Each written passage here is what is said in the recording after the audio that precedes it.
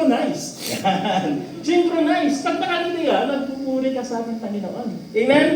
Ayan. Naalala ko talaga yung lola ko eh. Ang napayapang kong lola. Naka-permanent yung ngiti niya. Maski natutulog, nakangiti.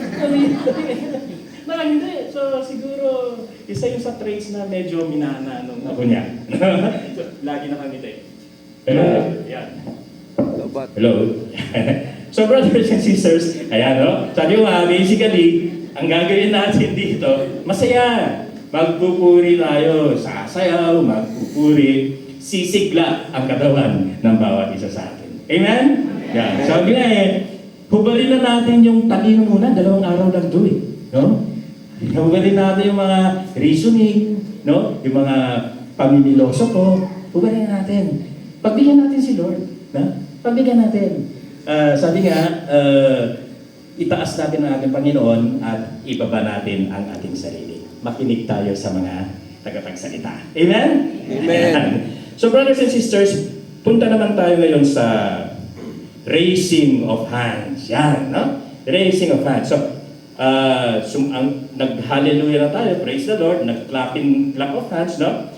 Isa rin natin gagawin dito, brothers and sisters, kapag nananalangin tayo, is raising of hands. Bakit? Pag tinaas natin ang kamay natin, halimbawa, itaas natin ang 2 kamay natin. Yan. Ito ay tanda ng surrender. Pagsuko sa ibaba na po natin. At alam niyo po ba na there is power in raising of hands. Huh? There's power. Bakit? May biblical ano to eh. During the time of Moses, no? During the time of Moses, yung sa Exodus chapter 17, 8 to 13. During that time kasi usong-usong gera eh. During the Old Testament, sila Moses, may mga Israelites, may kalaban sila mga Amalekites. No? Ito yung mga mandirigma talaga, mga bihasa. Ngayon, sabi ni, kwento to sabi ni Moses kay Joshua, ipunin mo yung mga sundalo kasi tayo makikipaglaban.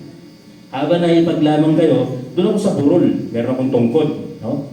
Sa hill, ay makikita niya yung naglalaban na 2 grupo, Israelita at yung Amalekites.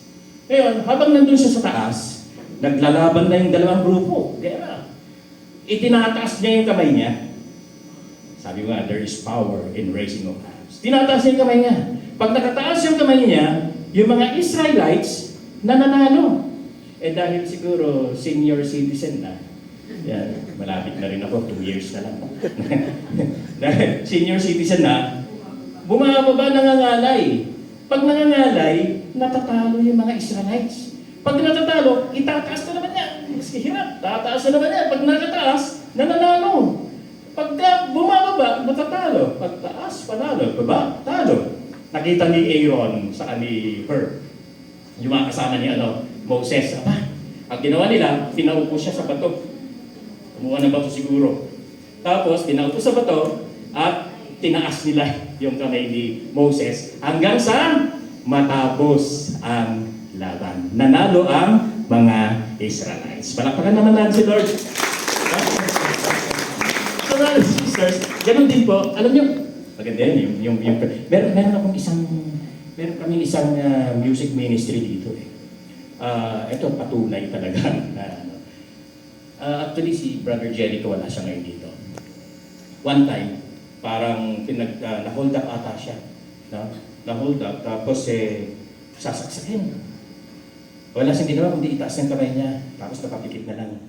Lord Jesus, gumano siya. Alam niya nga dito sa sasaksak, inatake sa puso. So he was spared.